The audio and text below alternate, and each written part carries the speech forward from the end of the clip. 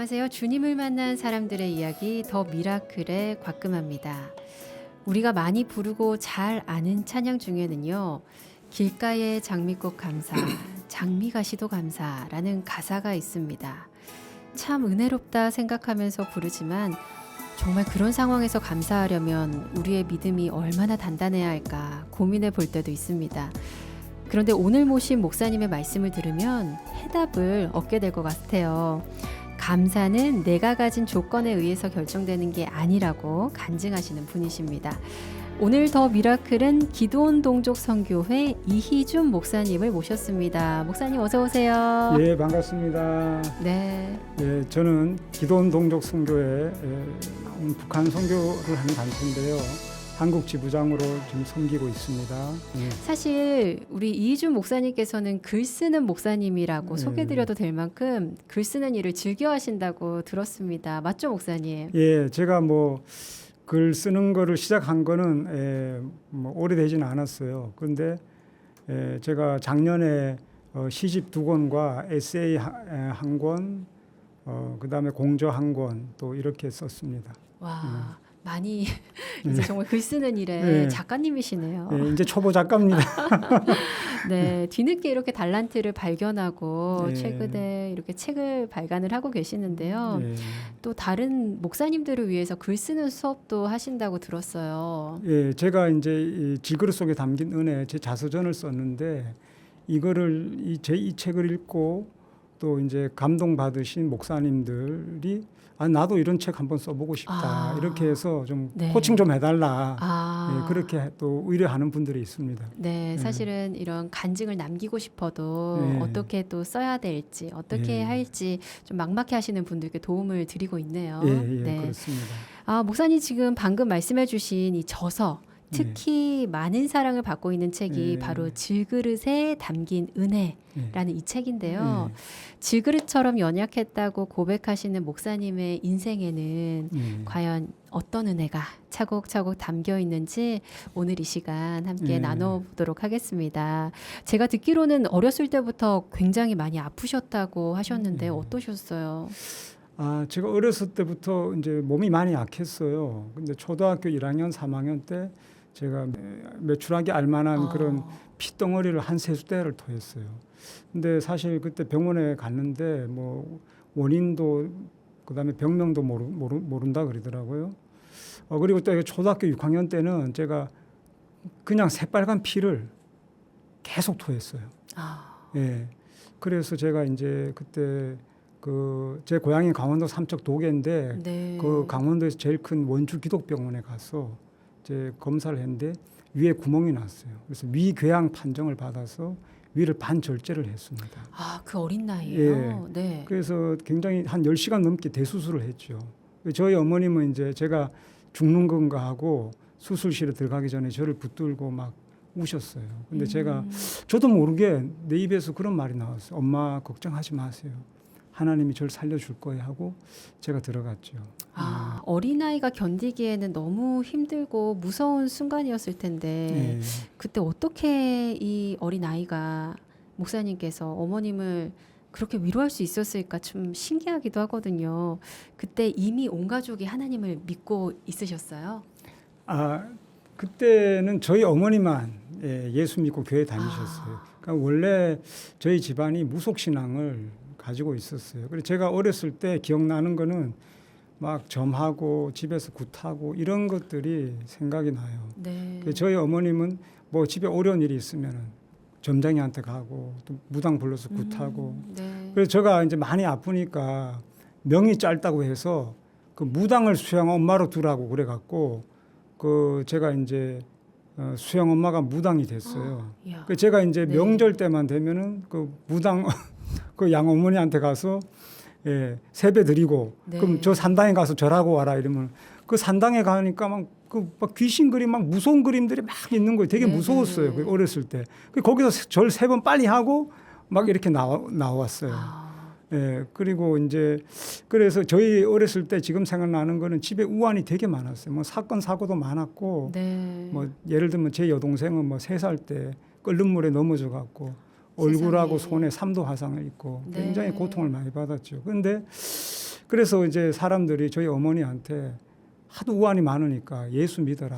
하나님 믿으면은 그거 다 하나님 물리쳐 주신다. 그래서 저희 어머님이 사실 그 종교를 바꾸면은 뭐 신이 노예에서 벌 받는다는 그런 그 그렇죠. 얘기들이 많았어요. 예전 근데 이제 우리 시대는. 어머니가 너무 힘드니까 네. 그래서 교회를 갔는데 하나님이 우리 어머님이 갖고 있는 고질병을 고쳐줬어요. 우리 또 막내 동생이 막 경기를 되게 심하게 했어요. 네네.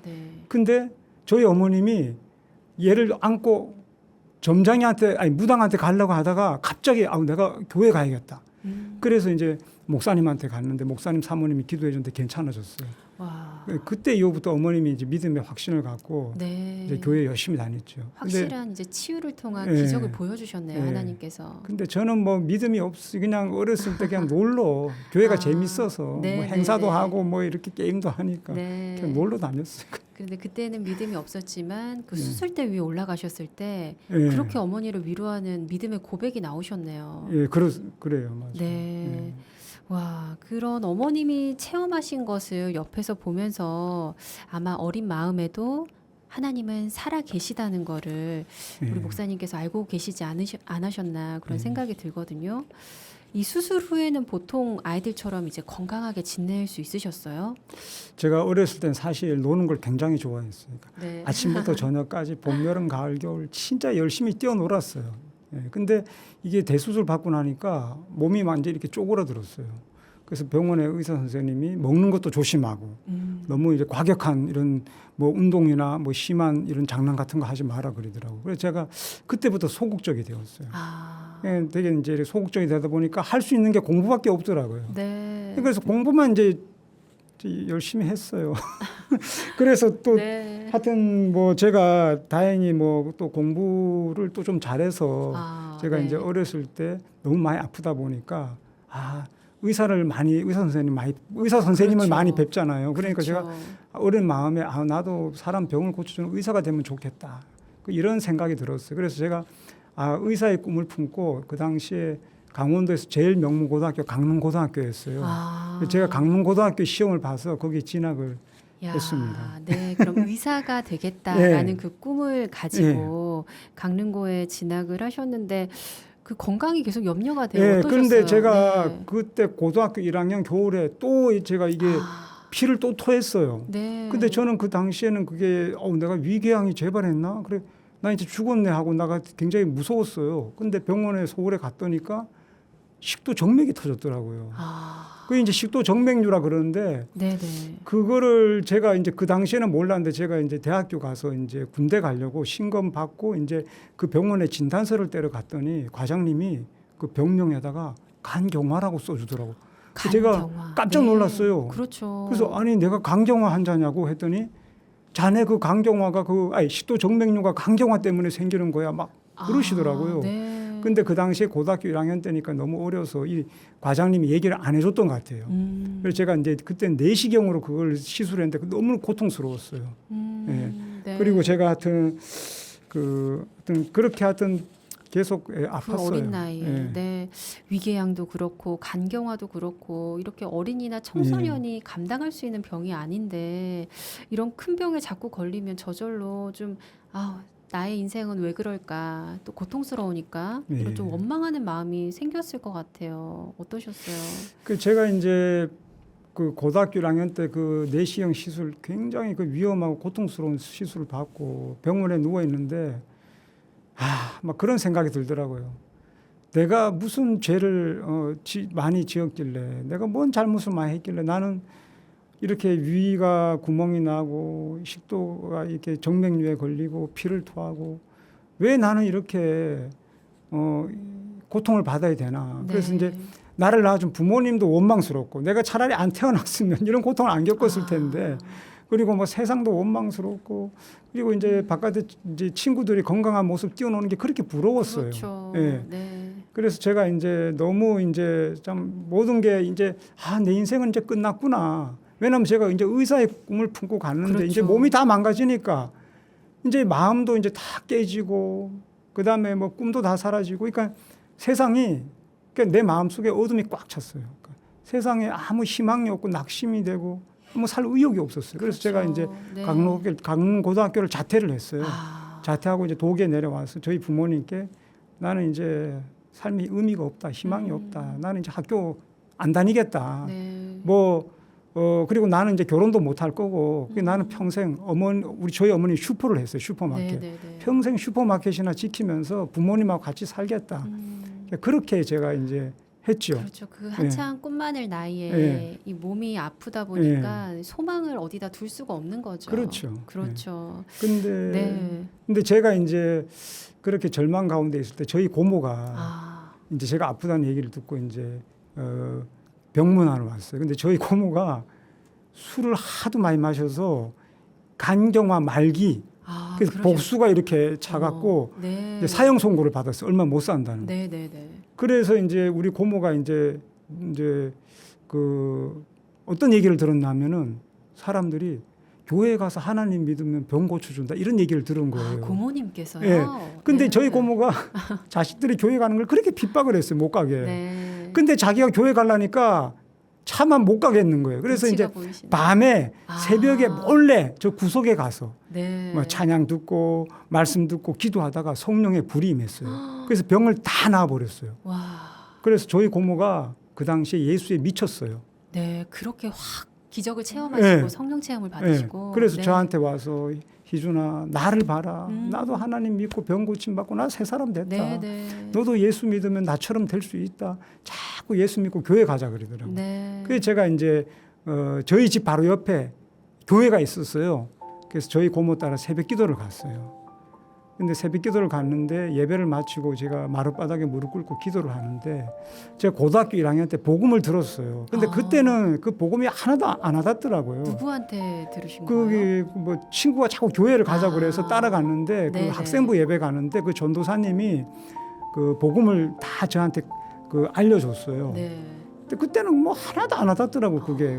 그리고 그 시간 낭비 같아서 교회 좀 다니다 안 다녔어요. 네. 근데 그때 이제 제가 그 새벽 기도 가서 기도를 하는데 그런 어떤 내가 정말 죄인이구나.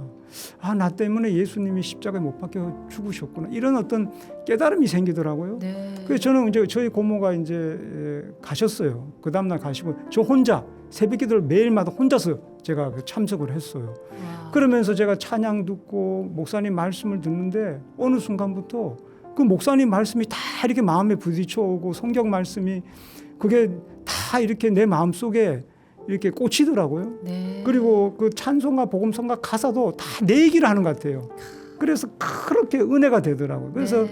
정말 내가 나 때문에 예수님이 십자가에 못 박혀 죽으시고 나는 정말 죄인이구나. 나는 지옥 갈 수밖에 없는 죄이구나. 제가 그걸 정말 절실하게 깨닫고 제가 엄청나게 정말 울면서 회개하고 정말 하나님의 은혜가 폭포수 같이 임했어요. 아멘. 그래서 제가 막 네.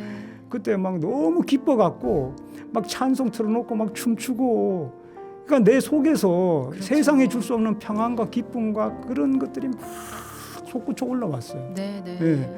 그래서 제가 하여튼 그때 저는 너무 그때 이제 자신감도 없고 자존감도 없고 완전 나라는 존재는 먼지마도 못한 그런 가치 없는 존재라고 생각했는데 전지전능하신 하나님이 나를 정말로 사랑하시고 그분이 내 아버지란 믿음이 마음에 딱 생기니까 세상에 겁날 게 없더라고요. 와. 예. 아멘. 그래서 내게 능력 네. 주시는 자에 난 모든 것을 할 수 있다. 이런 자신감과 믿음이 막 이렇게 막 배터리가 막 방전된 배터리가 막 차오르듯이 네. 그게 막 충만히 막 이렇게 임하는 거예요. 그래서 막 제가 막 너무 막 그냥 기쁘고 네. 예, 그래서 하여튼 제가 그때 본 어게인 했어요, 진짜. 와. 물과 성령으로 거듭나고 새 사람이 되고. 그러니까 네. 그동안 질병도 그런 어떤 나의 그런 고난도 다 원망이 되는데 돌이켜 보니까 내가 그것 때문에 예수님 믿게 됐고 그렇죠. 하나님 은혜를 받게 됐고 네. 그것도 다 감사하더라고요. 와. 예. 정말 성령님께서 예. 이 마음을 만지시고 바꾸시고 예. 큰 사랑으로 예. 이 고난의 때를 오히려 정말 위로해 주시면서 예. 뜨겁게 만나 주셨네요. 예, 맞습니다. 아멘. 이렇게 은혜를 받고 나니까 감사와 자신감이 생기고 모든 게 달라졌다고 고백하셨는데 예. 그러면 평소의 삶, 이 일상생활도 많은 변화가 있으셨어요? 예, 제가 네. 이제 여러 가지 변화가 있었는데 이제 사실 제가 제 제가 장남이에요. 그러니까 제 밑에 여동생 2명하고 또 막내 남동생이 있는데 네. 바로 밑에 여동생하고 연년생이었어요. 네, 네. 근데 연년생이니까 사이가 안 좋잖아요. 싸우고. 예, 계속 네. 싸우고. 근데 이제 저하고 여동생하고 유독히 또 사이가 안 좋았던 게 왜냐하면 제가 이제 그 수술 받고 나니까 이렇게 몸이 쪼그라들었잖아요. 근데 우리 여동생은 사형제 중에 제일 덩치가 좋았어요. 아. 제일 건강했어요. 네. 그 저보다 막 키도 크고 덩치도 좋으니까 동네 사람들이 우리 여동생 보고 누나라 그리고 나보고 동생이라는 거예요. 그럴 수 근데 사춘기 있죠. 때 되게 예민하잖아요. 근데 그거 들으니까 막 화가 막 나더라고요. 네. 거기다가 이제 우리 여동생이 나한테 앉으려고 그래요. 막 계속 바락바락 대들고 막 이겨 먹으려고 그리고 저는 막 근데 성질이 나갖고 막 주먹으로 얼굴을 막 때리고 그렇게 싸웠어요. 그러니까 얘가 나하고 원수였어요, 완전히. 네, 네. 그러니까 집안에 원수가 있다 하잖아요. 근데 신기하게 은혜 받고 나니까 내 마음에 하나님의 사랑이 임하니까 그런 미움이 눈독도 다 사라지고 네. 그 여동생이 너무 사랑스러워 보이는 거예요. 그래서 내가 너무 놀랐어요, 제가. 네. 이거는 사람이 할 수 없는 거다. 그렇죠. 그러니까 우리가 왜 성경에 보면은 뭐 원수를 사랑하라 하잖아요. 네. 근데 어떻게 원수를 사랑해요? 그 인간의 힘과 의지로 안 되거든요. 그렇죠. 그래서 제가 깨달은 게 이게 성령의 역사로 되는 거고 하나님 은혜 받아야지 우리가 이 하나님 말씀도 지킬 수 있는 거다. 그걸 그러네요. 깨달았어. 근데 제가 그래서 우리 여동생한테 그때부터 제가 잘해줬어요. 야, 완전 변화된 모습으로. 말도 따뜻하게 하고 친절하게 하고 뭐 도와주고 막 이랬더니 얘가 어느 날 나한테 와서 고백을 하는 거예요. 오빠, 난 오빠 옛날 모습이 기억이 하나도 안 난다. 왜 나한테 이렇게 잘해주냐. 나는 진짜 감동받았다. 네. 그래서 나는 오빠가 믿는 예수 나도 믿고 와. 나도 교회 가겠다. 야. 네.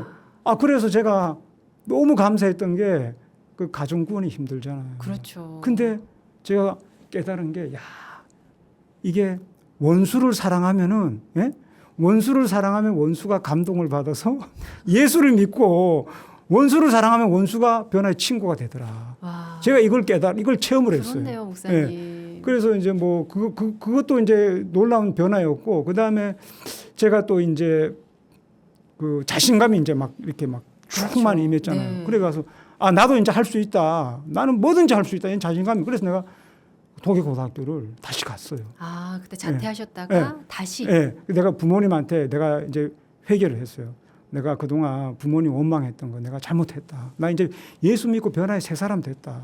나는 이제 열심히 공부해서 나 훌륭한 사람이 되겠다. 도계고등학교 갔어요. 야. 제가 이제 그때 고등학교 2학년 때 이제 갔는데 우리 담임 선생님이 저보고 그러더라고. 너 강릉고등학교에서 공부를 너무 못해서 아무리 열심히 공부해도 내신 1등급 못 받는다 그러더라고요. 네. 그래서 제가 그냥 뭐 내신 그냥 1등급 못 받으면 2등급 받아야겠다 그냥 포기했었어요. 근데 저는 이제 그때 한참 은혜 받을 때였으니까 새벽기도 주일 예배 부흥회 빠지지 않고 열심히 다녔어요. 근데 그때 그 당시 야간 자율학습을 했거든요. 밤 10시에 끝났잖아요. 야간 자율학습 하면. 그렇죠.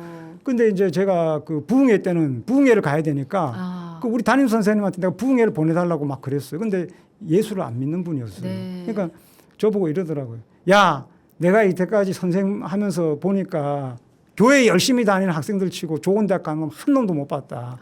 그걸 안 보내주더라고요. 그래서 내가 선생님 나는 예수 믿지만 내가 공부 열심히 해서 나 좋은 데 갈 자신이 있으니까 보내달라고 계속 쫄랐어요. 네. 그러니까 이제 보내주더라고요. 그래서 제가 그래서 선생님한테 선생님 내가 만약에 좋은 대학 가면 선생님 교회 나올 거냐고 했더니 자기 교회 나오겠대요. 목사님.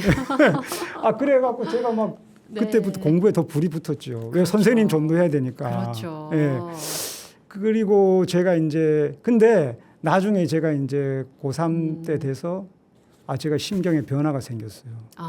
제가 원래 의사가 된 꿈을 갖고 있었는데 너무 이제 하나님의 은혜가 넘치다 보니까 내가 이제 영혼을 구원하는 목사가 돼야겠다. 그때요. 예, 네. 그때 그런 생각을 갖고 이제 제가 선생님한테 저 신학대 가고 싶다니까 선생님이 이러시더라고요. 저보고 야, 네 성적이 아깝다. 일반 대학 간 다음에 신대원에 가라 이러더라고요. 근데 저는 막 그때 막 이 마음이 막 뜨거우니까 그렇죠. 빨리 내가 신학대 가서 얼른 목사가 되고 싶은 거예요. 제가 네네. 빨리 나 신학대 가고 싶다고 계속 쫄랐더니 네. 선생님이 야, 연세대학교 신학과 있으니 거기 가라 이러더라고요. 근데 저는 연세대학교 신학과 있는지 몰랐어요. 네네. 그러냐고 나 그러면 연세대 신학과 가겠다. 그래서 고3 때 제가 이과에서 문과로 바꿨어요.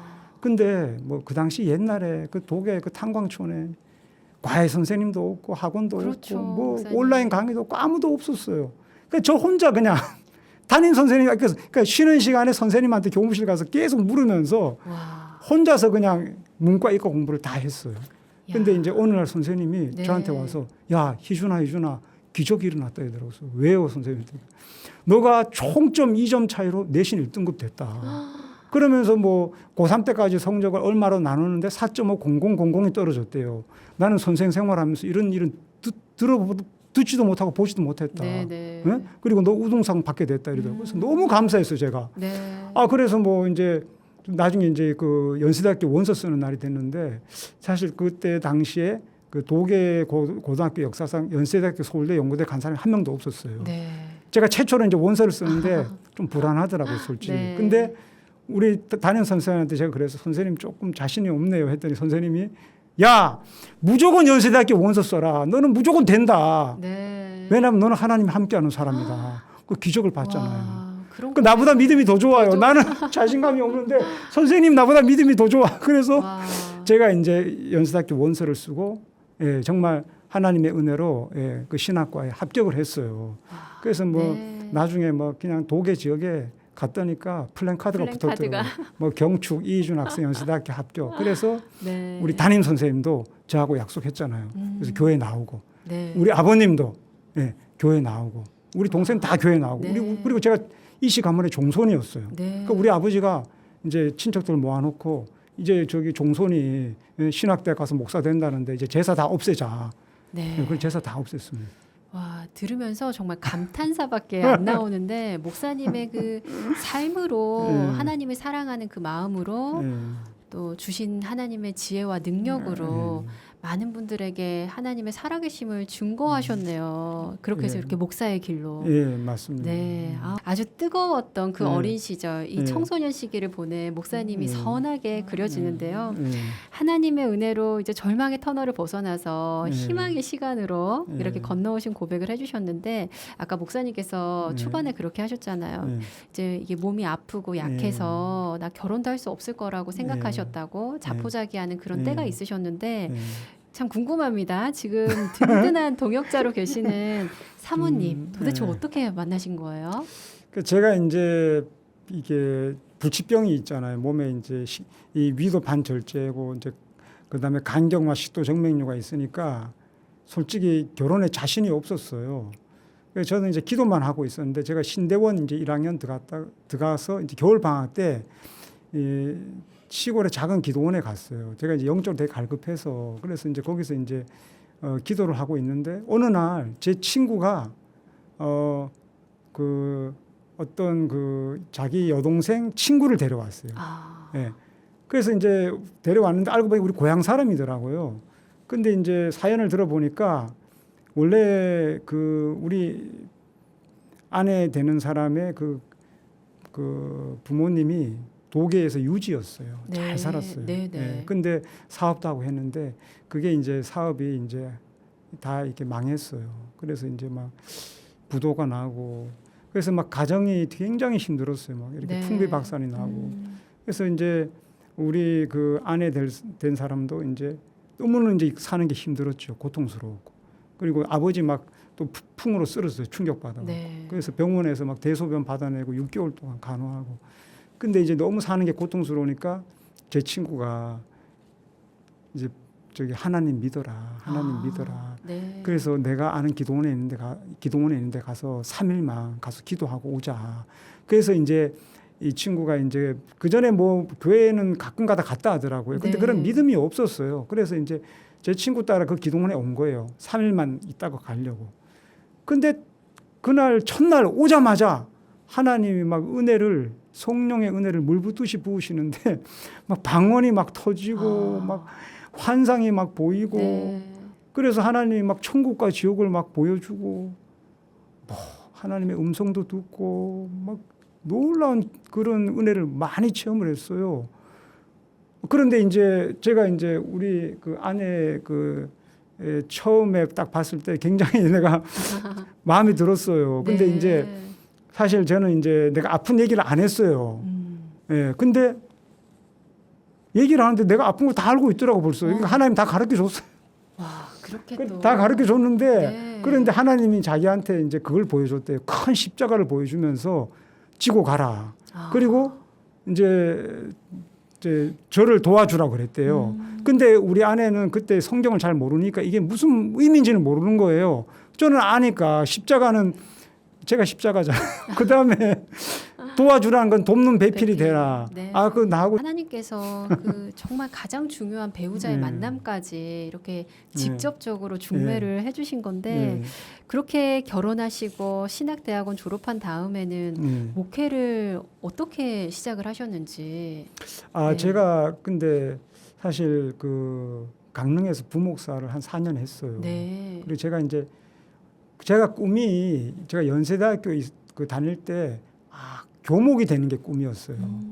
그런데 이제 제가 이제 사실 그 원주 캠퍼스 연세대학교 그 교목실에서 2년 동안 전임 전도사를 했거든요. 네. 근데 우리 교목님이 나보고 이 목사 그 외국에 가서 박사학위 받아오면은 내가 교목 추천해 줄게. 네. 그래서 제가 이제 교목 되려고 유학을 이제 결심을 한 거예요. 그때가 네. 30대 중반이었어요. 네, 네. 근데 사실 근데 유학을 제가 이제 어떤 그 사우스 웨스턴 신학교라고 미국 그 남침내교 신학교 중에 제일 큰 신학교가 있어요. 거기 네. 입학 원서를 받았는데 사실 거기 이제 유학을 가려고 생각해 보니까 막 제가 이제 유학 가기 전에 이제 병원에 한번 갔어요. 그러니까 네. 의사가 이제 저를 이제 다시 이렇게 이제 이렇게 검사를 하고 이렇게 검진을. 보더니 네. 아이고 이 몸 갖고 유학 가면 좀 힘들 수도 있겠다. 안 가면 좋겠다. 이러더라고요. 네, 네. 그리고 이제 또 제가 그 당시에 제가 돈이 유학 갈 만한 경비가 없었어요. 그렇죠. 예. 거기다가 너무 그런데 이제 이게 그냥 여러 가지 이렇게 도저히 갈 수 없는 그런 좀 환경이 이렇게 되더라고요. 그래서 제가 좀 답답했어요, 제가 막. 네. 너무 이렇게 내 앞에 마치 여리고성이 이렇게 있는 것처럼. 그렇죠. 예, 그래서 제가 이제 답답해서 그때 금요일 날 밤이었는데 산책을 하고 있었는데 어디선가 찬송가 소리가 들리더라고요. 그래서 내가 오늘 아까 보니 금요일이더라고요. 오늘 금요철에 하구나. 그래서 그 교회를 들어갔어요.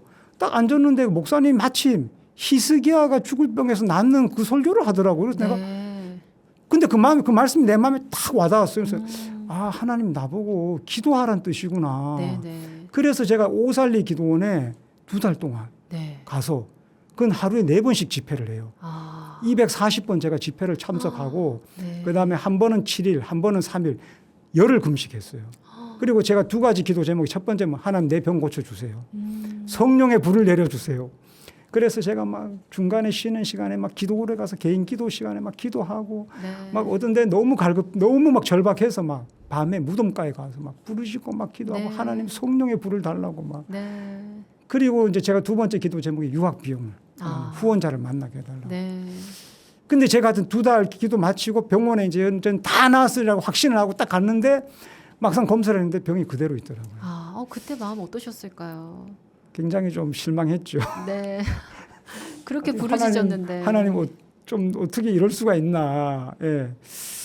근데 이제 제가 이제 그런 마음이 들더라고요. 내가 이때까지 이렇게 정말 피를 토하면서 여러 번 죽을 고비 가운데서 하나님 나를 지켜 살려줬고 이 몸 가지고도 그래도 내가 공부도 하고 그다음에 또 목회도 하고 또 결혼까지 했잖아요.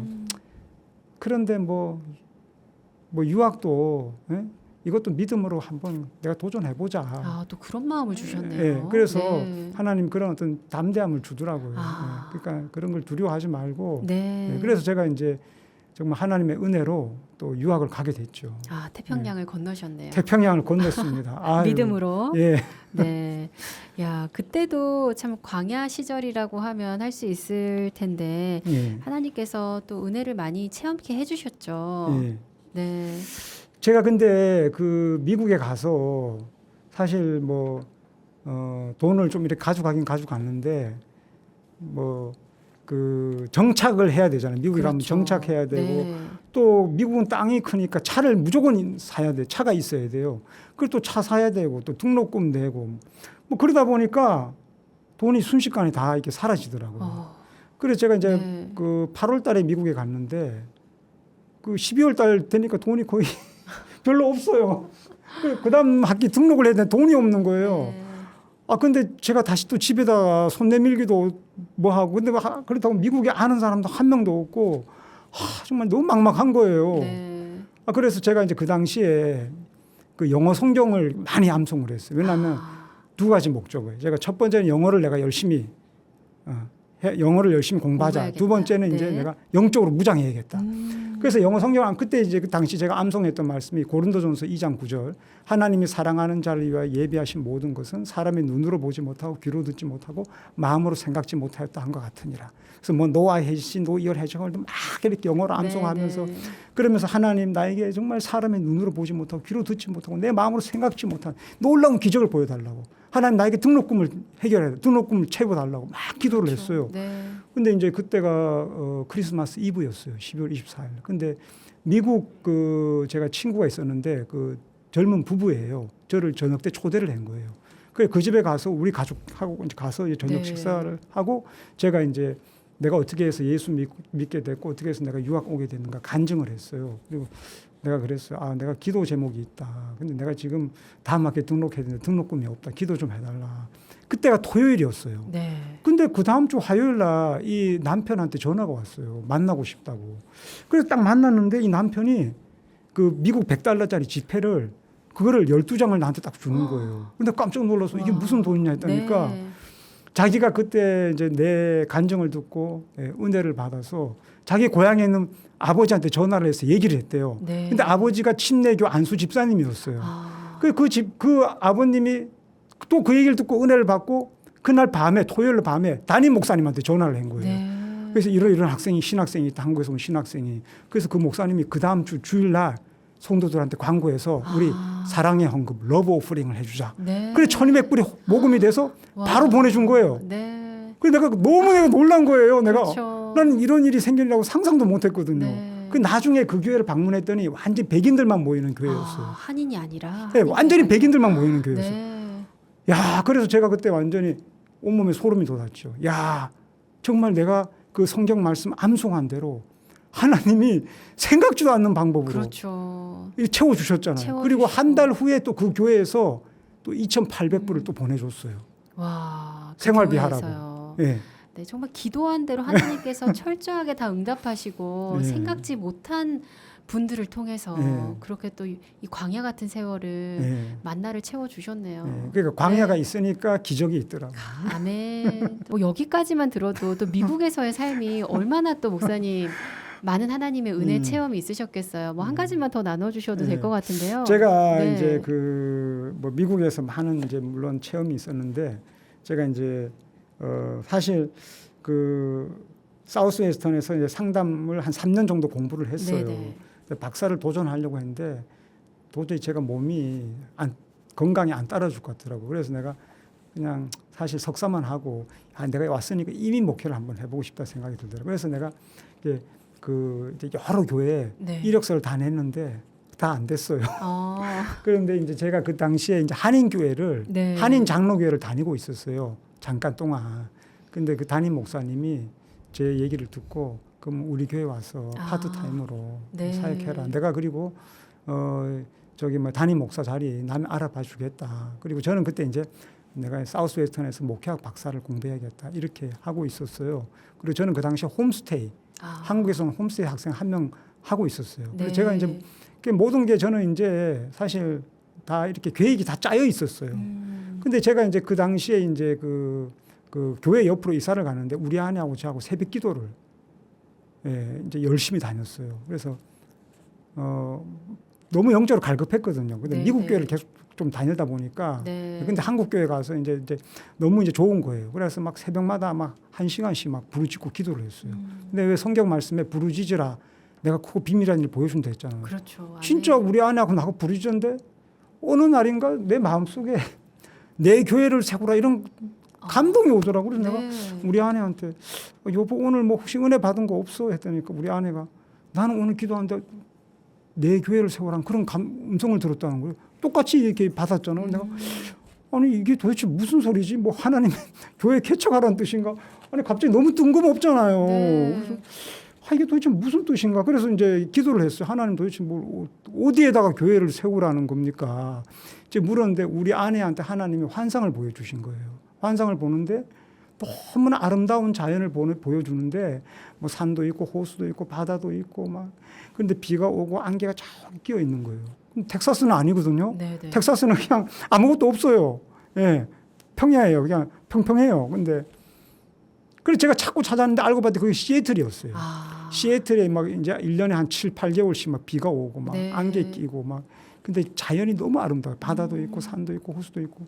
그래서 제가 그럼 하나님이 갑자기 시애틀 가라는 얘기인가? 근데 제가 살고 있는 그 달라스에서 그 시애틀까지 아니 그 시애틀까지 굉장히 멀어요. 네. 그러니까 만약에 차로 가면 일주일을 꼬박 달려가요. 꼬박 운전을 해서 그렇게 가야 먼 될 정도로 거리인데. 멀어요. 근데 네. 그래서 뭐 우리가 아니 너무 그냥 좀 당황스러웠어요. 아니 근데 기도하면 하나님 자꾸 가라는 그런 감동을 주는 거예요. 내가 그래서 제가 그러면 이사 비용이라도 알아보자. 근데 이사 비용을 알아봤더니 거의 뭐 600만 원인가 뭐 그 정도 나오겠더라고요. 그리고 네. 제가 그때 아파트에 이제 가서 이제 1년인가 계약했는데 그 중간에 나오면 유약금을 또 2,400불을 물어야 돼요. 세상에. 그러니까 뭐 이사 네. 비용하고 유약금 앞에 한 1,000만 원이 있어야 되겠더라고요. 그래서 내가 그렇죠. 여보 우리 1,000만 원을 벌어야겠다. 벌어서 가자. 근데 무슨 수로 1,000만 원을 벌어요. 도저히 답이 없는 거예요. 그래서 그렇죠.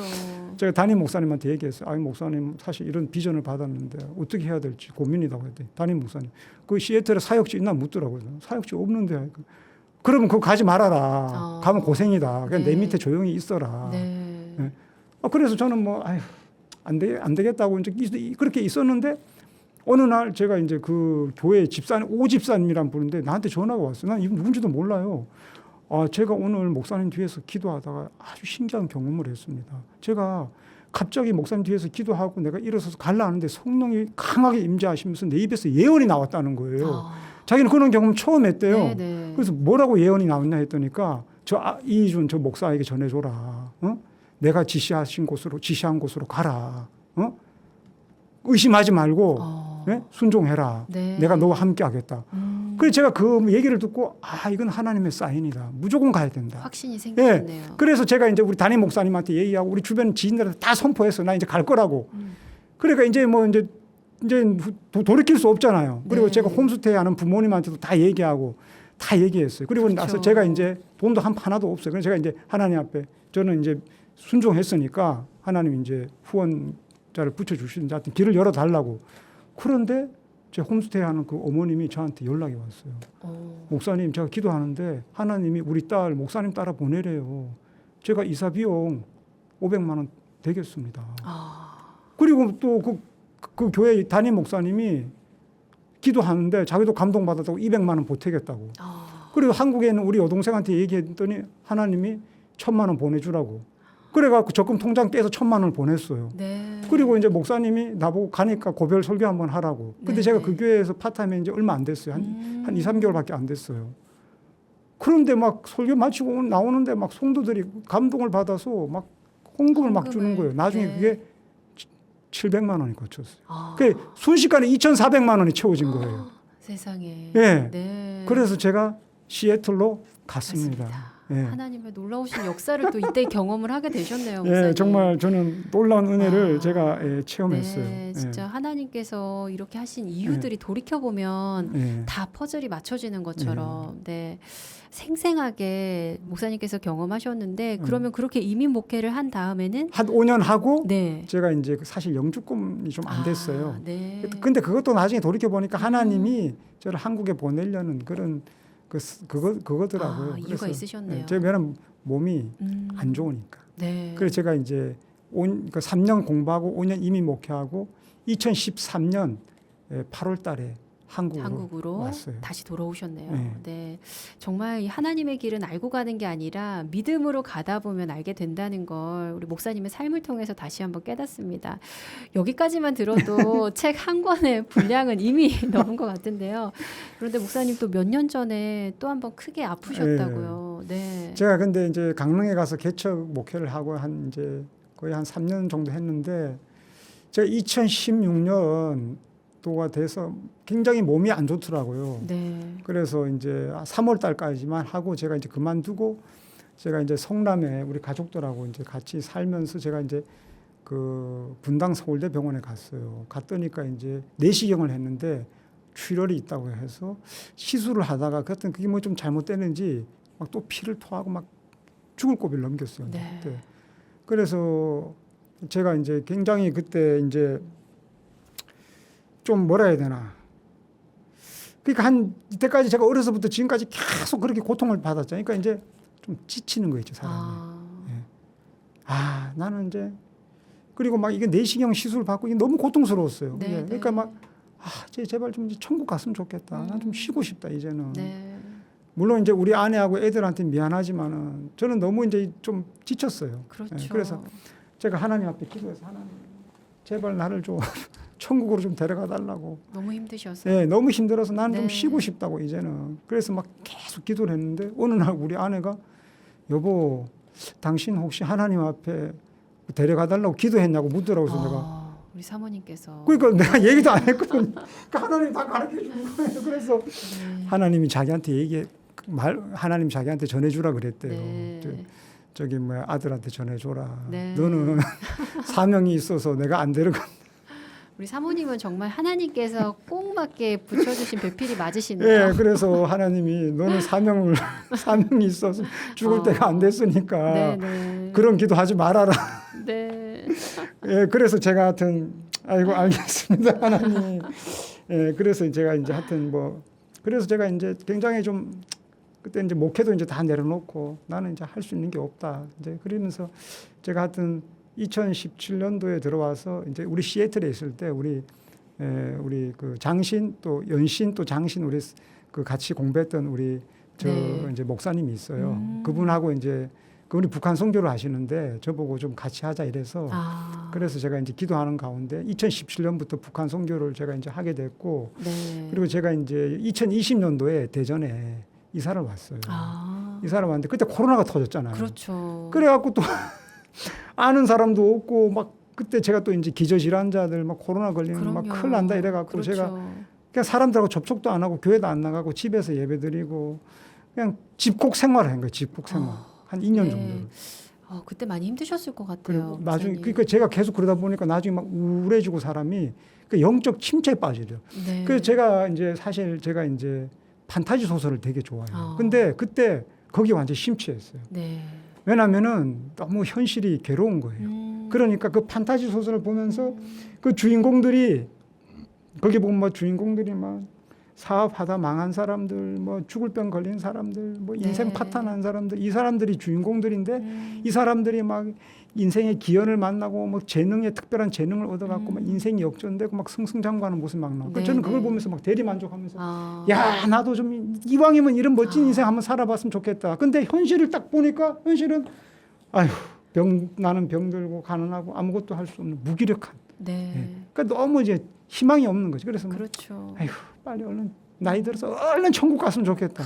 뭐 그러면서 그냥 네. 시간을 보냈어요. 목사님 참 지금까지도 하나님의 은혜를 경험해 오시고 또 기적을 체험하시고 또 하나님을 전하는 목사로서 그 부르심으로 살았는데 또 현실의 또 그 어려움 앞에서 다시 영적 침체로 이루어지는 나의 모습을 보면서도 참 괴로우셨을 것 같은데 그렇죠. 어떻게 다시 회복하실 수 있었을까요? 근데 제가 이제 그래서 이제 근데 그때가 2022년 11월 달이었어요. 근데 우리 기도원 동족선교 대표 목사님이 미국에 그 본부가 있거든요. 시애틀에. 네.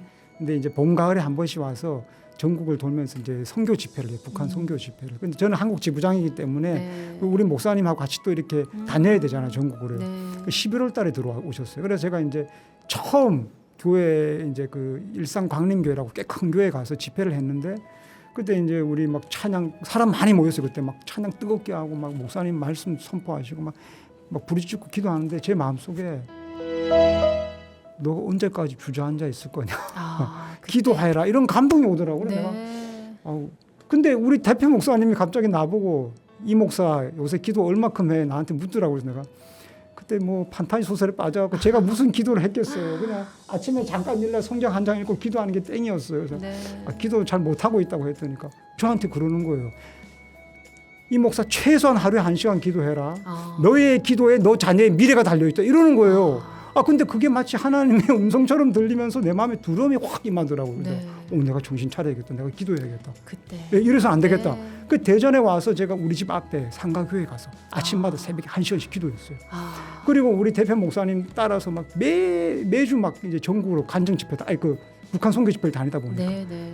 찬양 안 할 수 없잖아요. 찬양해야지, 또 말씀 들어야지, 네. 또 통성 기도해야지. 그러다 보니까 나도 모르게 이제 점점 이제 은혜를 받다 보니까 회복이 되는 거예요. 네. 그래서 제가 이제 영적으로 이제 이게 회복이 되면서 영안이 딱 열렸어요. 다시. 영안이 열려서 내 자신을 네. 딱 봤는데 하나님이 어떤 모습을 보여주냐면은 사도행전 3장에 그 안진뱅이의 모습. 그러니까 주저앉아 갖고 일어나지도 못하고 세상에 헛된 것만 바라보고 있는 거예요. 그리고 삼손의 모습. 믿음 다 까먹고 영의 눈도 멀어버리고 가난과 질병이라는 쇠사슬에 묶여서 무기력하게 있는 내 모습. 네. 그게 너무 비참해서 난 너무 슬퍼서 많이 울었어요, 내가. 네. 예. 그래서 이제 그 요한계시록에 라우디게 교회 준 말씀. 네. 너가 공고하고 너가 눈 멀고 헐벗고 그게 완전히 내 자신의 모습이었어요. 너무 비참해서 하나님 앞에 통곡을 하고 회개를 하고 하나님 나를 회복시켜 달라고. 네. 첫사랑을 찾게 해달라고. 그래서 제가 이제 회복하고 나서 이제 하나님이 너가 이제 내가 너에게 준 은혜를 책으로 써서 이제 사람들에게 전해라. 그래서 제가 코로나 전에 제가 이 원고를 써놓은 게 있었어요. 네. 근데 그 전에는 제가 사실 자신이 없었어요. 이거 책을 출판하는데 왜냐하면은 내가 뭐 큰 교회 목사도 아니고 뭐 내가 대단한 목사도 아닌데 내 같은 사람이 쓴 책을 누가 읽겠나. 그 이 생각이 드는 거예요. 네. 근데 하나님이 그런 이제 감동을 주셔갖고 제가 네. 그때 다시 내게 능력 주시는 자 안에서 난 모든 걸 할 수 있다. 그래갖고 돈도 없으면서 네. 과감하게 이제 제가 이제 책을 2,000권을 초판을 찍었어요. 네. 예, 돈도 하나도 없는데 근데 하나님 후원자 다 붙여 주셔서 네. 제가 2023년 1월부터 하나님 내가 이제 어차피 내가 이제 나는 이 책을 쓴 목적이 뭐냐면은 내가 5번 죽을 고비를 넘기고 내가 정말 살아난 사람이고 내가 영적 침체에 빠졌다가 회복된 사람이잖아요. 근데 내가 이제 하나님 앞에 갔을 때 지금 내가 뭐 몸이 약해서 할 수 있는 게 별로 없잖아요. 그래서 내가 이 책이라도 써서 이 책을 읽는 사람 한 사람이라도 예수 믿고 네. 은혜 받고 회복이 되고 위로가 되면 난 하나의 또 상금을 내가 받을 수 있겠다. 이런 생각이 들어서 제가 네. 이 책을 썼는데 그래서 2023년 1월부터 전국에 다니면서 간증 집회를 했어요. 네. 그래서 많은 사람들이 저한테 전화 와서 너무나 정말 책을 읽고 용기를 얻고 위로를 얻었다고 은혜를 받았다고. 네. 그래서 저 간증 집회 또 가면은 또 많은 성도들이 은혜 받고 또 정말 너무 감동 받았다고. 제가 그런 얘기를 들으면서 네. 내가 책 쓰기 잘했다. 근데 사실 네. 책 쓸 때 조금 망설였어요. 왜냐하면은 내 부끄러운 모습, 내 드러내기 좀 싫은 모습들을 내가 그걸 다 드러내야지 이게 은혜가 되잖아요. 그렇죠. 근데 이제 그 생각이 네. 들더라고요. 어차피 뭐 죽으면 흙으로 돌아갈 인생. 네. 뭐 어차피 뭐 시간 지나면 뭐 나란 존재는 다 잊어질 건데, 비록 내 부끄러운 과거지만은 그걸 통해서 네. 사람들이 용기를 얻는다면은 뭐 용기를 내자. 그래서 그냥 했습니다. 네, 그렇게 하셨네요. 이 사모님을 통해서 아직 사명이 남아 있다는 예. 말씀을 그때 힘들었을 때 예. 받으셨는데 예. 그 사명이 바로 이렇게 글을 예. 통해서 나의 예. 간증을 통해서 예. 다른 사람을 또 살리는 일을 예. 지금까지 해오고 계시네요. 네, 그 하나님을 부르짖고 찾는 그 예배 자리에 우리가 가는 것 자체가 하나님께서 그 그렇죠. 은혜의 회복의 자리의 시작이 아닌가 싶어요. 그래서 제가 이제 교회 집회를 가면서 코로나 회복의 비결, 코로나 이후 회복의 비결을 제가 3가지를 얘기해요. 네. 첫 번째, 무조건 현장 예배 가라. 예, 온라인 예배 그걸 중독이 되면 안 되거든요. 네. 현장 예배 가서 현장에서 마가의 다락방으로 가라. 네. 성령의 불을 받아라. 예? 살아있는 선포된 말씀을 듣고 찬양을 부르고 내가 몸으로 예배 드려야 된다. 그래야지 내가 영적으로 회복된다. 근데 사람들이요 지금 그 인터넷 온라인 예배 그게 익숙해지다 보니까 교회를 잘 안 나가요. 그렇죠. 그게 회복이 잘 안 예. 된다고. 근데 제가 현장 예배를 통해서 회복이 됐거든요. 그렇죠. 그리고 두 번째 정체성을 찾아라. 저는 예전에는 나는 가난한 자요, 병든 자요, 흙수저요, 아무것도 할 수 없는 자요. 나는 인생 끝난 자요. 근데 내가 정체성을 회복해서 나는 이제 전지전능하시고 우주 만물을 창조하신 하나님의 존귀한 자녀요. 나는 하나님의 택한 종이요. 나는 이제 회복의 목회자요. 예. 나는 많은 사람을 올바른 길로 인도해서 하늘의 별처럼 나는 빛나는 굿뉴스 코치다. 난 아침마다 선포해요. 정체성을 찾아라. 세 번째 뭐냐? 저는 그동안 나는 아무것도 할 수 없는 자로 생각했는데 하나님이 어떤 감동을 줬냐면 내가 너에게 무한한 잠재력과 가능성을 줬다. 달란트를 줬다. 왜 너 그렇게 달란트를 묻어두고 있냐? 그래서 그때부터 제가 독서와 글쓰기를 했어요. 그래서 매일마다 독서하고 글쓰기를 하면서 내가 깨달은 게 야, 이 독서와 글쓰기를 통해서 제가 재능을 발견하고 자기 개발을 하게 되고 그래서 제가 지금 계속해서 매일마다 저는 그럽니다. 죽을 때까지 내가 성장하고 죽을 때까지 내가 변화돼야지. 내가 속사람이 변화돼야지 내 인생이 바뀌지. 내 아무리 환경을 바꾼다 해도 인생이 바뀌지 않다는 걸 제가 깨달았어요. 아멘. 네. 글을 쓰는 사명을 하나님께서 알게 해주시고 또 다른 분들이 또 목사님과 같은 또 이런 글을 쓰실 수 있도록 도와주는 일들을 또 새로운 사명 목사님께서 이제 또 제2의 인생을 살고 계신 것 같아요.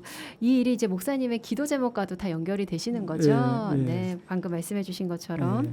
그래서 모든 성도들이 하나님이 이미 주셨는데 묵히고 있지 않고 그 달란트를 발견할 수 있기를 또 목사님께서 또 권면을 해주셨습니다.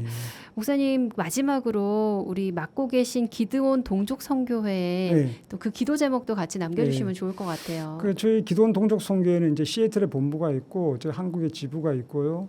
한 17년 됐는데 저희들은 이제 북한 지하교회 성도들을 돕고 있고 그 다음에 북한의 보육원 어린이들을 위해서 영양빵을 매달 3,000개씩 보내주고 있고 그 다음에 뭐 여기 탈북민들이라든가 신학생들 또 미국하고 또 한국에 또 우리가 이제 북한 선교 집회를 통해서 이제 깨우는 영적으로 깨우는 그런 또 지금 또 현재는 또 대전에서 복음 통일 전략 학교를 또 하고 있어요. 그래서 앞으로 하나님의 이제 이 남북한을 복음으로 통일해서 정말 우리 그 하나된 대한민국이 정말 전 세계 또 복음의 또 전도자로 그렇게 하나님이 사용할 것을 바라보고 이제 기도하고 있습니다. 아멘. 네, 목사님 오늘 이렇게 긴 시간 같이 간증 나눠주셨는데요. 이렇게 육체의 어떤 아픔들 그런 가시많은 인생이라고 아까도 잠깐 표현을 하긴 했지만 가시많은 인생도 하나님께서 이렇게 놀랍게 사용하시고 또 지금 다시 제2의 사역들로 인해서 활발하게 또 이렇게 복음 전하는 사역을 문서로도 또 기드온 동족 선교회를 통해서도 이렇게 하시는 모습이 참 많이 도전이 됩니다. 오늘 이렇게 목사님을 세우시고 또 살리시고 택하셔서 일하시는 하나님의 또 놀라우신 역사도 함께 볼 수 있는 귀한 시간인데요. 저희도 나눠주신 기도 제목대로 같이 목사님의 사역을 응원하고 기도하도록 하겠습니다. 감사합니다. 네, 목사님 마지막으로 우리 듣고 계신 청취자분들께서 정말 육체의 가시가 있을 수도 있고요. 마음의 가시가 있을 수도 있고 주저앉아서 일어나지 못하는 사람 우리 청취자분들도 많이 계실 수 있을 거예요. 그분들에게 마지막으로 좀 권면의 한 말씀 해주시죠. 네. 마지막으로 제가 드리고 싶은 말씀은 정말 예수 그리스도 안에서 우리가 속사람이 먼저 변화되고 속사람이 새로워져야지 우리 인생이 변화가 되고 제가 이제 항상 이제 하는 얘기는 낙심과 좌절과 절망은 환경에서 오는 문제가 아니라 내 마음에서 오는 문제. 내 마음에 부활의 예수님이 계시면 어떤 고난도, 어떤 절망도, 어떤 어둠도 다 이겨낼 수 있다. 아멘. 네, 오늘 이 하나님을 우리 듣고 계신 모든 미라클 청취자분들께서 붙들고 우리가 승리하며 나아갔으면 좋겠습니다. 아멘. 아멘. 오늘 더 미라클 주님을 만난 사람들의 이야기는 기드온 동족 선교회의 이희준 목사님과 함께 이야기 나눴습니다. 목사님 오늘 이렇게 나와주셔서 감사합니다. 감사합니다.